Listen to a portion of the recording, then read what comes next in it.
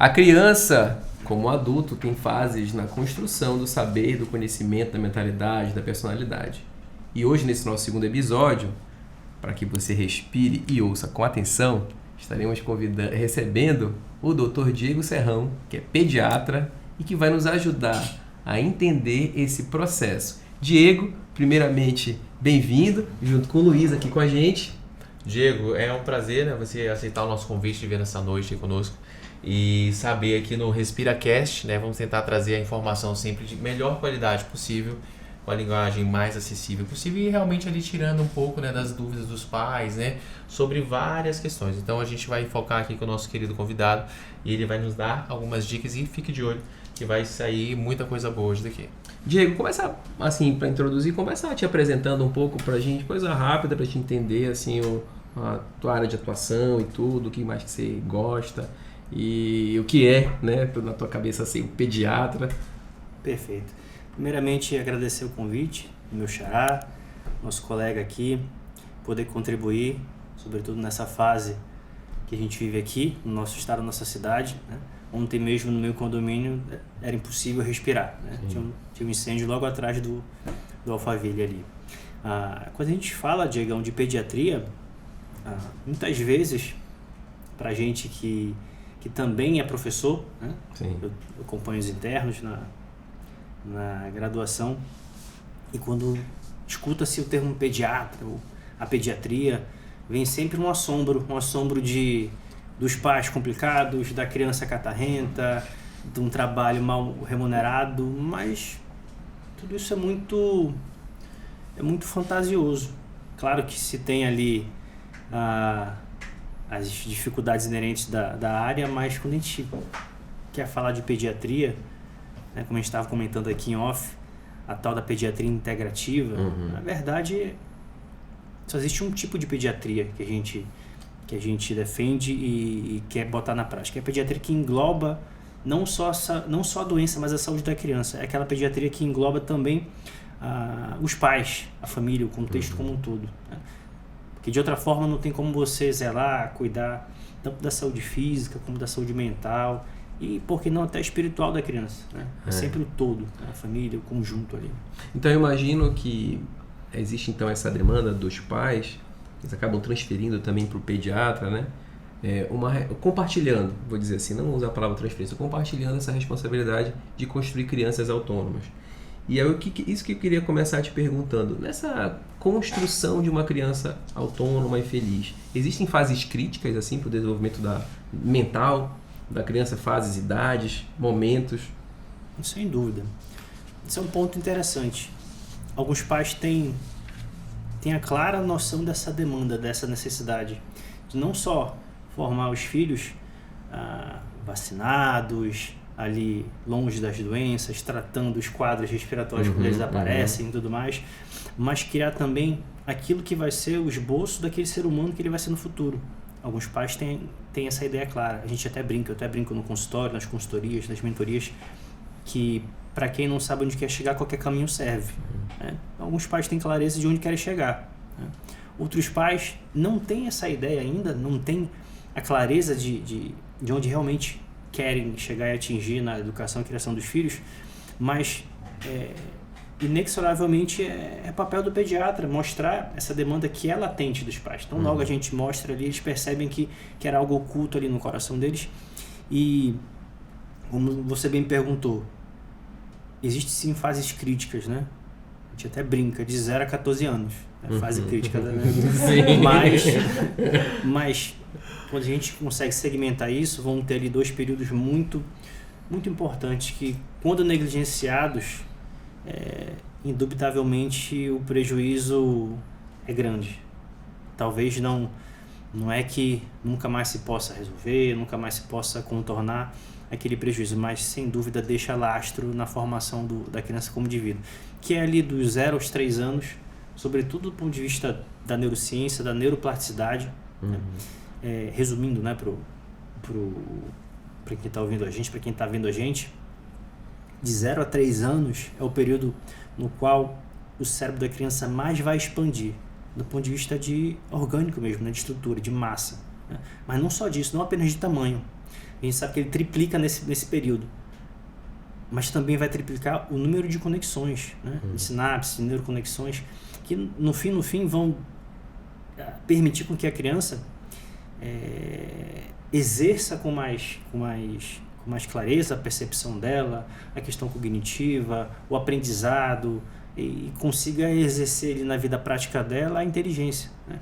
Então, nessa época da plasticidade neurológica, aí, que é muito, muito contundente, 0 a 3 anos, importa muito o que ela experimenta, importa muito o que ela vivencia, o que ela entra em contato, né? Em outras palavras, né?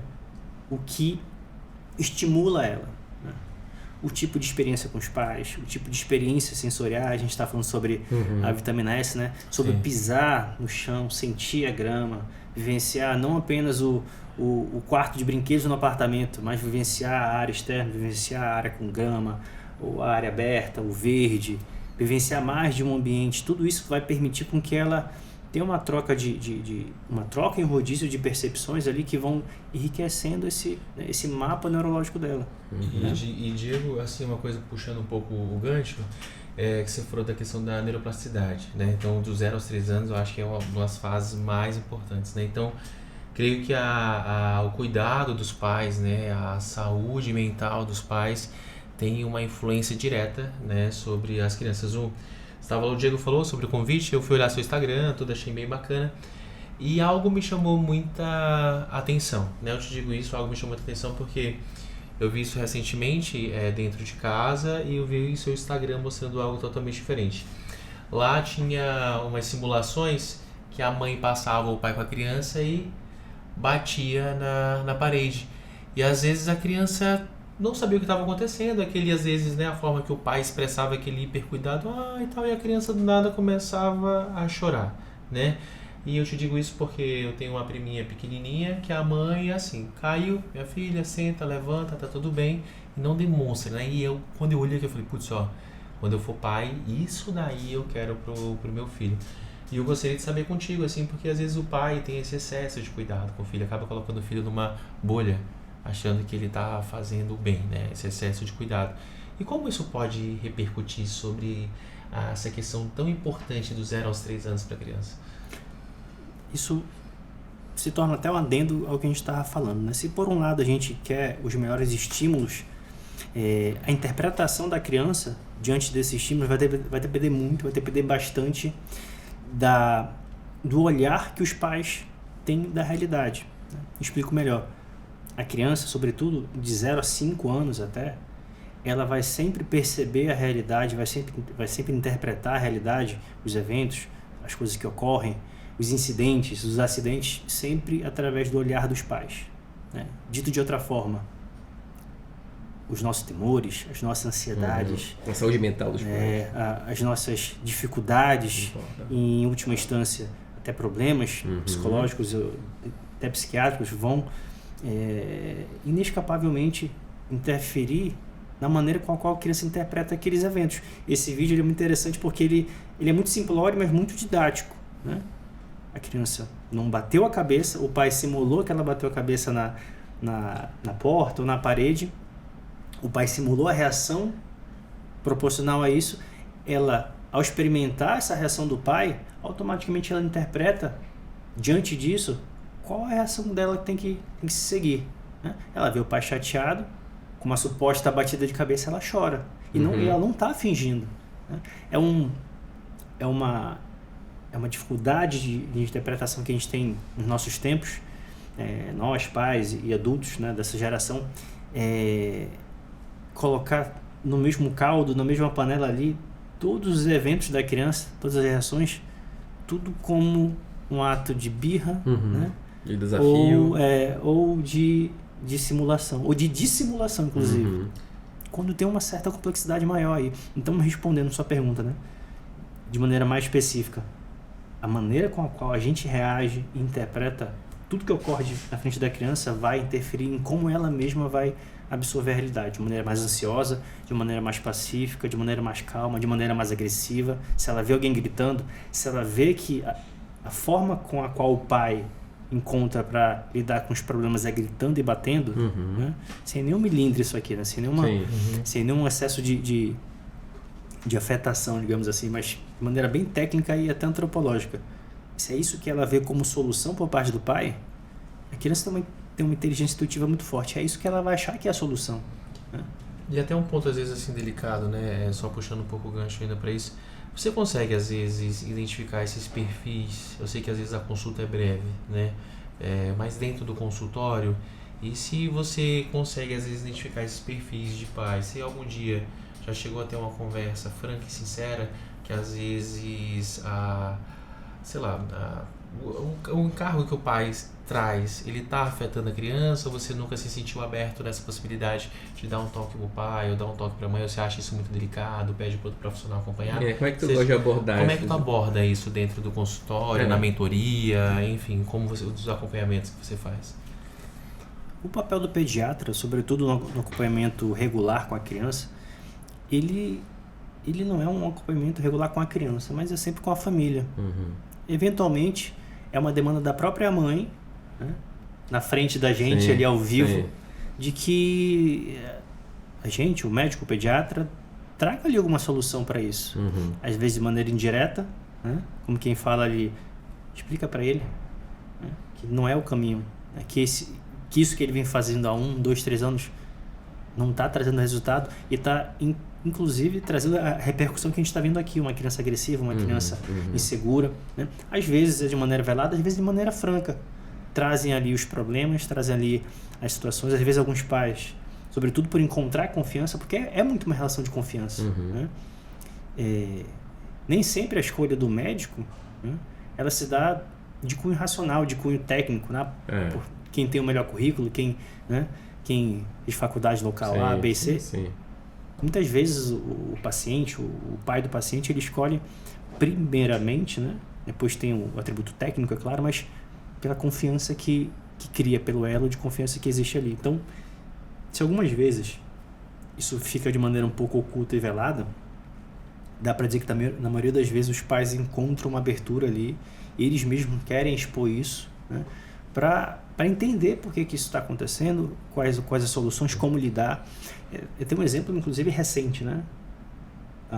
No ambulatório, pais já de longa data, já no segundo filho, que acompanharam o primeiro ao longo dos 3 anos, né? Já estão no segundo filho, e ao longo desses 3 anos do primogênito deles, uma das dificuldades, uma criança ótima, pais ótimos, com bons valores, boa formação, mas muitas vezes o pai ou a mãe, né, não vou especificar aqui, mas o pai ou a mãe carrega consigo não só aquelas experiências mais conscientes, mas muitas coisas que nem ele sabe por que faz, nem ele sabe por que repete, ele ou ela. Então, às vezes, é uma oportunidade da gente trazer ali uma nova percepção para o pai ou para a mãe, de se autoanalisar, de identificar problemas que são seus, não da criança, né? Sim. Na qual ali ele, sem perceber, ele acaba muitas vezes reagindo de maneira que ele nem quer, de maneira agressiva, de maneira tempestiva.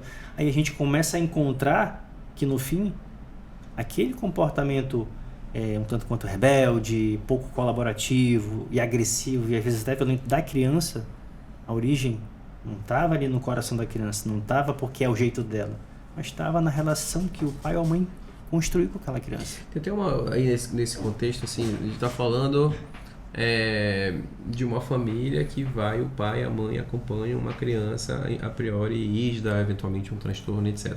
Mas como é que fica, Diego? E eu imagino assim, o impacto que é uma criança neurodivergente, ou uma criança com alguma doença crônica, uma situação em que naturalmente isso eu imagino que seja mais difícil para um casal, e às vezes, muitas vezes a gente vê isso abalando também, inclusive, a estrutura dos casais. Aí são 2 perguntas. Uma é essa abordagem dessa criança, como é que vai dar, como é que é o papel do pediatra, imagino que seja só do pediatra, para dar esse suporte como comunidade para essa família que tem uma criança especial, e como é essa abordagem do pediatra nos pais divorciados também, que isso é um outro cenário. Sim. Tem um estudo um tanto quanto recente, eu não vou recordar exatamente a fonte agora, mas ele trazia um comparativo que ele explicava o seguinte, que a rotina, a dinâmica diária, né? De uma consulta atrás da outra, de uma avaliação atrás da outra, de segunda a sexta, ao longo do dia inteiro, de uma mãe que acompanha um filho com autismo, ele é similar, o nível de estresse que ela passa, que ela perpassa ao longo do dia, ao longo das semanas, é similar em algum nível a de um soldado na guerra.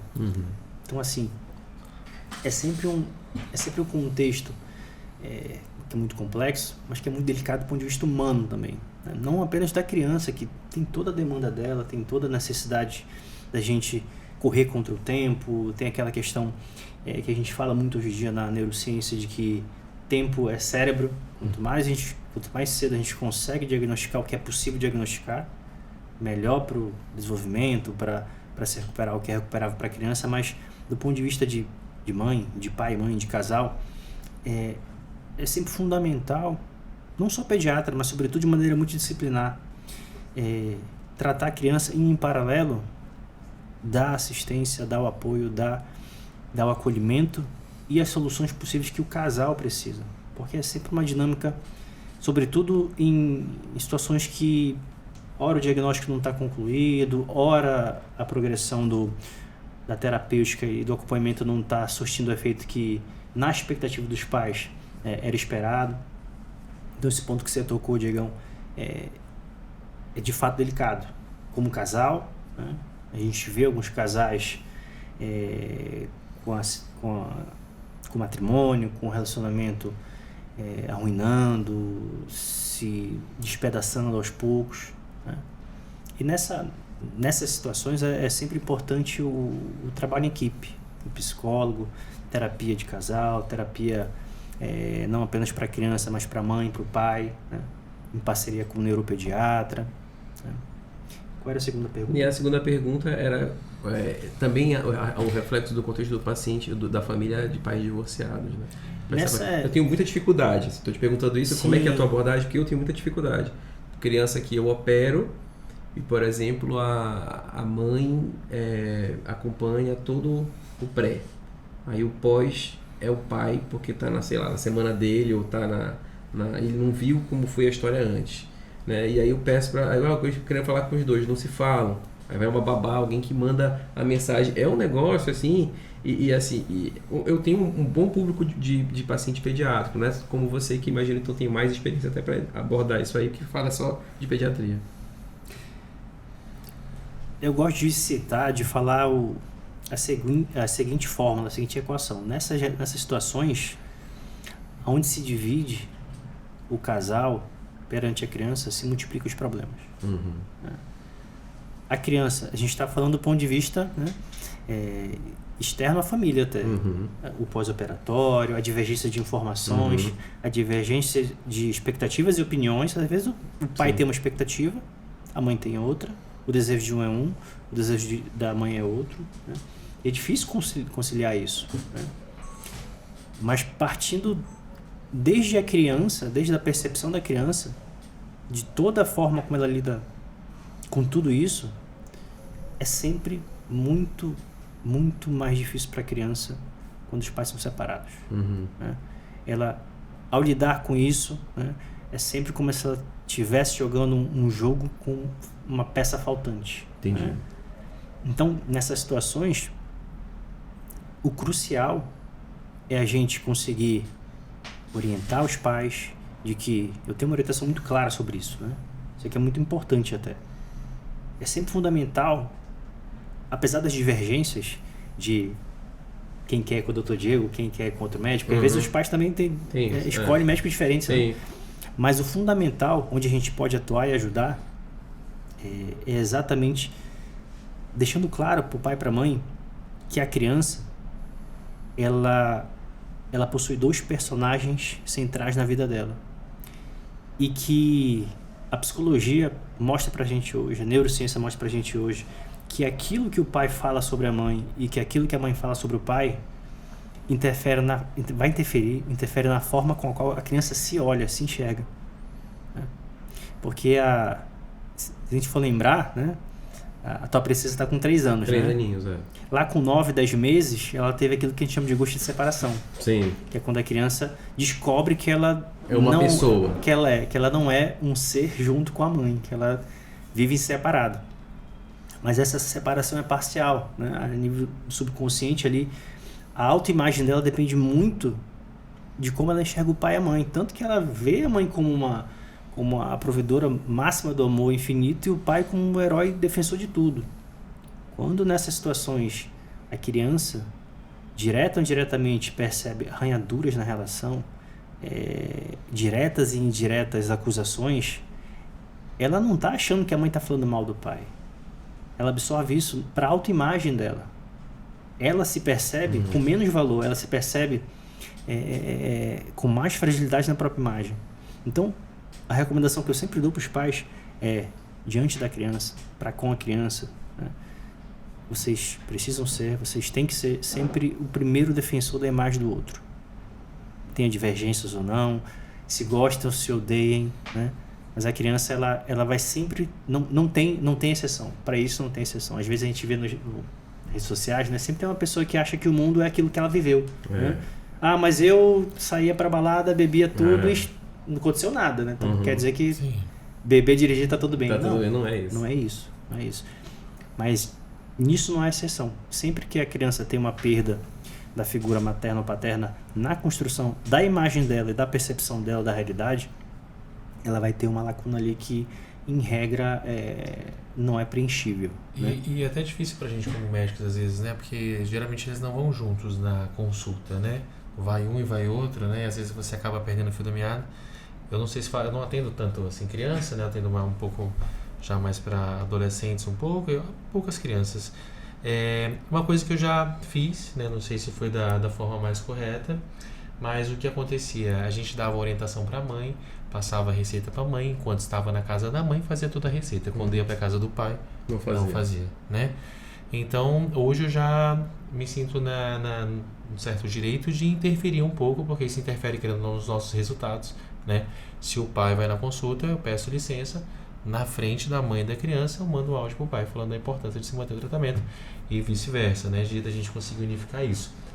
E o que a gente, pegando essa questão, a gente vê uma parte hoje da pediatria muito essa questão de acesso a tecnologias, né?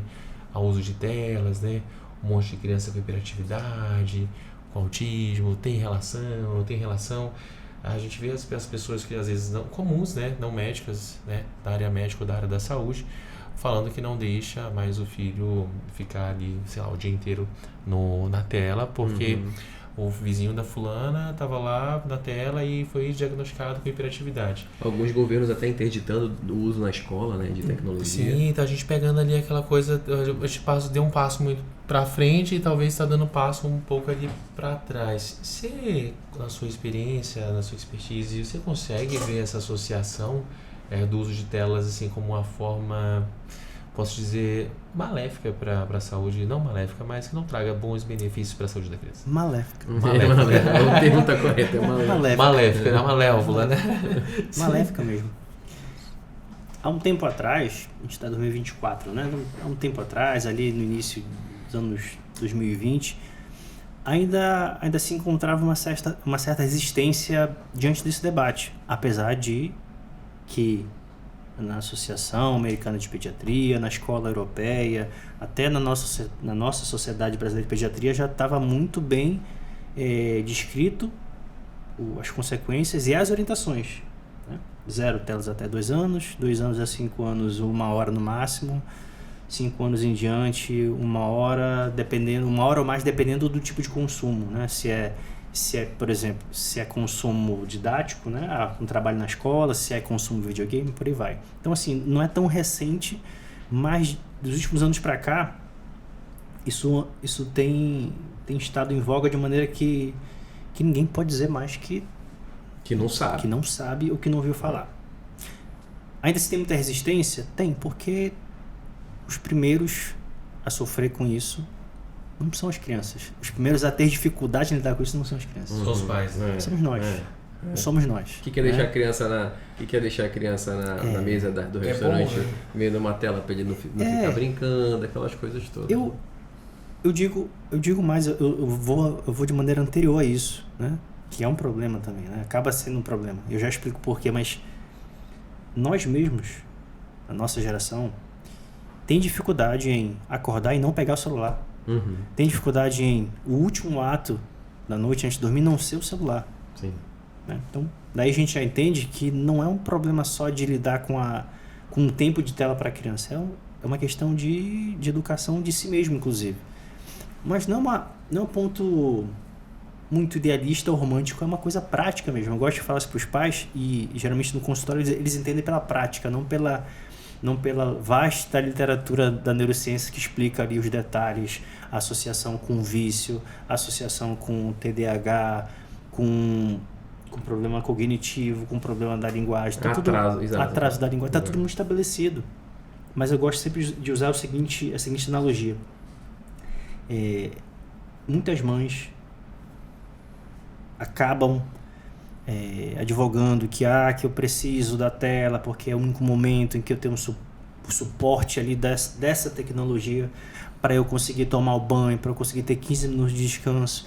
É complicado. Nossa, eu tenho um caso, agora eu tenho um caso muito emblemático assim, de uma mãe que é mãe solo, né? Ela tem só o filho e não tem apoio de pai ou de outra pessoa. E ela precisa sair para trabalhar e ela tem uma funcionária em casa. Ela só consegue ter essa funcionária. E essa funcionária é uma funcionária estrangeira, imigrante para cá.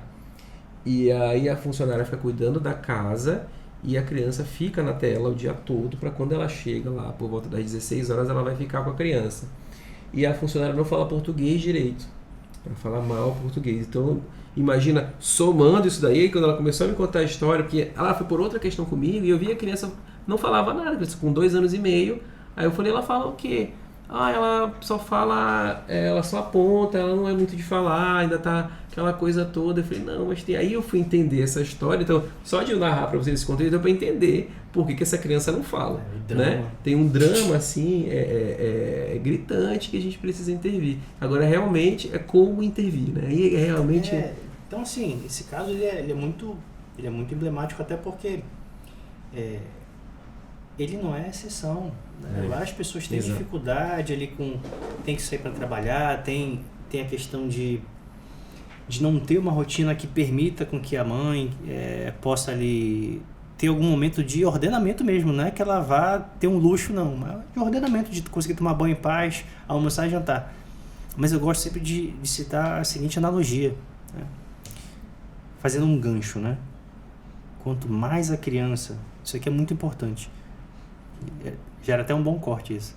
Quanto mais a criança consome tela, sobretudo celular é pior que TV, né? Hoje a gente sabe disso. Mas quanto mais a criança consome tela, menos ela acha interessante a vida real, menos ela acha interessante o mundo real e as interações reais, as brincadeiras normais, as brincadeiras com os objetos reais, brincar na grama, brincar com bola, tudo vai ficando cada vez mais entediante, porque o estímulo da tela ele é tão hiperexcitante, né, que vai tornando tudo muito entedioso. E em paralelo a isso, ela vai ficando sempre angustiada quando ela não está na tela. Não é à toa que sempre que a gente tira o tablet, tira o celular, como é que a criança fica? Igual Pitbull. Agressiva. Estamos criando crianças um pouco mais ansiosas, podemos dizer. Não. Muito mais ansiosas. Um pouco mais, né? Muito mais ansiosas. Ali, né? Pegar mais leve, mas... Então assim, é uma questão de fato dramática, a curto, médio e longo prazo. Mas o gancho com isso é o seguinte: quando se utiliza desse artifício para a gente conseguir ali um escape na rotina do pai e da mãe, é igual a gente com sede num barco no meio do mar beber água salgada. Nossa. E só aproveitando ali uma última pergunta para a gente finalizar, justamente essa dificuldade, às vezes, dos pais, né, conseguirem dar ali para a criança todo esse suporte, né? Porque o mundo ideal seria, né, a mãe aproveitar pelo menos de 0 a 3 anos, né, poder passar ali, fazer toda a parte da formação da criança. quando eles não têm essa oportunidade, mas eles conseguem ter a oportunidade de colocar a criança às vezes numa escola um pouco diferente, né? Uma escola um pouco mais construtivista, né? Aquela escola que tem a galinha, que a criança passeia com a galinha, que coloca o Meu pé filho na... tem. Coloca Galinha, ali coelho, coloca o pé na terra, né? Tipo assim, que aprende realmente às vezes a ser criança, que não tem acesso à tela, né? O que você acha, assim, isso como uma forma para os pais, né, que estão aqui agora ouvindo, né, a gente, estão nos assistindo, você acha que isso tem um impacto direto, isso ajuda a reduzir a ansiedade, isso ajuda a construir pessoas o Luiz tocou nessa questão da escola, só para complementar, existe o perfil da educação ou existe o perfil da criança nessa hora de escolher como trabalhar essa construção? Existem os dois. Tá. Existem os dois, porém, né, o perfil da criança, aquilo que a gente chama de temperamento, aquilo que é inato dela, que é mineral, estrutural, fixo, que vai do primeiro ao último dia de vida dela, isso a gente, com a educação que a gente almeja, que a gente escolhe, a gente consegue lidar com todas elas. Não tem, por exemplo, meu filho ele é sanguíneo, ele tem que ver tela, é o temperamento dele. Não existe. Não existe isso. Pelo contrário, alguns temperamentos você vai ter a criança com mais dificuldade por consumir tela no campo da linguagem, outros no campo da agressividade, outros no campo da ansiedade. Olha só como é interessante e como foi produtivo esse nosso episódio número 2. Você que quer escutar mais essas informações com aquele gostinho de querer aprender um pouco mais, é só esperar o nosso episódio número 3, que o Diego também vai estar com a gente. E aí, Diego, fala pra gente o teu @, do Instagram, pra pessoa te seguir. @dr Diego Serrão. Pronto, Luiz. O cara é famoso, tá aí quase 100 mil seguidores. Não, tô brincando, 51 mil seguidores. Muito obrigado. E vezes os filhos. Vezes os filhos, exatamente. Que não estão assistindo as telas ainda. Exatamente. Obrigado. E obrigado por tudo e até a próxima.